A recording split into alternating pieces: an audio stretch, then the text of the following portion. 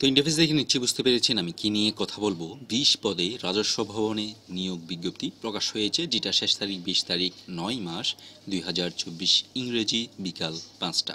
এখন কি পদে কারা কারা আবেদন করতে পারবেন সকল বিষয় নিয়ে আলোচনা করা হবে। তো আপনি যদি আমার চ্যানেলে নতুন হয়ে থাকেন তাহলে অবশ্যই ভিডিওটিকে লাইক কমেন্ট শেয়ার এবং সাবস্ক্রাইব করুন।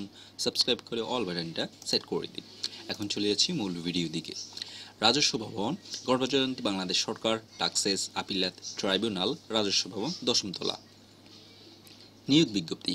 অভ্যন্তরীণ সম্পদ বিভাগ, অর্থ মন্ত্রণালয়, কর 1 শাখা এর পত্র অনুযায়ী প্রাপ্ত ছাড়পত্রের ভিত্তিতে টাক্সেস আপিলাত ট্রাইব্যুনালের অধীনে রাজস্ব খাতে গ্রেড 13 থেকে 2টি, গ্রেড 14 থেকে 2টি পদে যথাক্রমে 3টি ও 5টি গ্রেড 16 থেকে 6টি এবং গ্রেড 20 থেকে 4টি শূন্য পদে অস্থায়ী ভিত্তিতে জনবল নিয়োগের লক্ষ্যে বাংলাদেশের প্রকৃত স্থায়ী নাগরিকদের বাসিন্দাদের নিকট হতে পদের পাশে বর্ণিত যোগ্যতা সম্পন্ন প্রার্থীদের শর্ত সাপেক্ষে অনলাইনে ওয়েবসাইটের মাধ্যমে আবেদনের আহ্বান করা যাচ্ছে।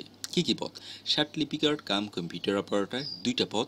কোনো স্বীকৃত বিশ্ববিদ্যালয় হতে অনন্য দ্বিতীয় শ্রেণী বা সমমানের সিজিপিএতে স্নাতক বা সমমানের ডিগ্রি। কম্পিউটার ব্যবহারে দক্ষতা, computer word processing, email, fax machine ইত্যাদি চালনায় দক্ষতা ও অভিজ্ঞতা। লিপিতে সর্বনিম্ন গতি প্রতি মিনিটে ইংরেজিতে 80, বাংলায় 50 এবং কম্পিউটার মুদ্রাক্ষরে প্রতি মিনিটে ইংরেজিতে 30 ও বাংলায় 25। যে সকল জেলার বাসিন্দারা আবেদন করতে পারবেন না: মুন্সিগঞ্জ, গোপালগঞ্জ, কিশোরগঞ্জ, টাঙ্গাইল, ময়মনসিংহ, জামালপুর, ব্রাহ্মণবাড়িয়া, ফেনী, লক্ষ্মীপুর, জয়পুরহাট, সিরাজগঞ্জ, গাইবান্ধা, নড়াইল, বাগেরহাট, বরিশাল, ভোলা, ঝালকাঠি ও পটুয়াখালী জেলা ব্যতীত সকল জেলার বাসিন্দাগণ আবেদন করতে পারবেন। তবে ইতিমশারিক প্রতিবন্ধী কোটায় সকল জেলার প্রার্থীগণ আবেদন করতে পারবেন। এরপর 2 নম্বর হলো 60 মুদ্রাক্ষিক কাম কম্পিউটার অপারেটর 3টা পদ। আর যোগ্যতা তাও কোনো স্বীকৃত বিশ্ববিদ্যালয় হতে অন্য দ্বিতীয় শ্রেণী বা সমানের সিবিএতে স্নাতক বা সমানের ডিগ্রি এবং বাকি উপরের মতো। এরপর উচ্চমান সহকারী 5টা পদ। কোনো স্বীকৃত বোর্ড হতে অন্য দ্বিতীয় শ্রেণী বা সমানের ডিগ্রিতে স্নাতক বা সমমানের ডিগ্রি, অর্থাৎ আপনারা অনার্স কিংবা ডিগ্রি পাস যেটা আছে সেই জিনিসটা বোঝাচ্ছে এখানে। এরপর অফিস সহকারী কাম কম্পিউটার মুদ্রাক্ষরিক 6টা পদ। কোনো স্বীকৃত বোর্ড হতে অন্য দ্বিতীয় বিভাগ বা সমানের জিপিএতে উচ্চ মাধ্যমিক সার্টিফিকেট বা সমান পরীক্ষায় উত্তীর্ণ। Computer word processing, email, fax machine চালনায় দক্ষতা ও অভিজ্ঞতা থাকতে হবে। আর কম্পিউটার মুদ্রাক্ষরে সর্বনিম্ন প্রতি মিনিটে ইংরেজিতে 20 এবং বাংলায় 20 শব্দ থাকতে হবে। এরপর অফিস সহকারী 4টা পদ। কোনো স্বীকৃত বোর্ড হতে মাধ্যমিক স্কুল সার্টিফিকেট অর্থাৎ এসএসসি পাস। ফরিদপুর, মাদারীপুর, কিশোরগঞ্জ থেকে বরিশাল ও পটুয়াখালী জেলা ব্যতীত সকল জেলা প্রার্থীগণ আবেদন করতে পারবেন। এইখানে যা কিছু আছে মানে যে সকল জেলার নাম দিচ্ছে ওই সকল জেলা ছাড়া বাকিরা আবেদন করতে পারবেন। তবে শারীরিক প্রতিবন্ধী হলে আপনি বাংলাদেশের সব জেলা থেকে আবেদন করতে পারবেন।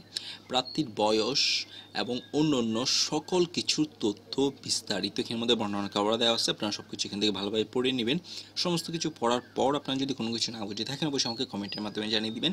আর এইখানে 8 তারিখ 8 মাস 2024 বলা থাকলেও এটা কিন্তু শেষ হবে 20 তারিখ 9 মাস 2024 ইংরেজি বিকাল 5টা। আপনারা যত দ্রুত সম্ভব, আর 8 দিন সময় আছে হাতে, যেহেতু আজকে 12 তারিখ আর 8 দিন হাতে সময় আছে, আপনারা এর মধ্যে আবেদন করে ফেলুন। কোন পদের জন্য কত টাকা এর মধ্যে বর্ণনা করা আছে সেই অনুযায়ী আপনারা আবেদনটা এখান থেকে করতে পারবেন। আর চাইলে আমার মাধ্যমে আবেদন করে নিতে পারেন। আবেদন ফি মাত্র 100 টাকা। তো আশা করি এই সম্পূর্ণ বিষয়টা আপনারা ভালোভাবে বুঝতে পেরেছেন। তাও কোনো কিছু না বুঝে থাকলে অবশ্যই আমাকে কমেন্টের মাধ্যমে জানিয়ে দিন। আর আপনি যদি আমার চ্যানেলে নতুন হয়ে থাকেন তাহলে অবশ্যই ভিডিওটিকে লাইক কমেন্ট শেয়ার এবং সাবস্ক্রাইব করুন।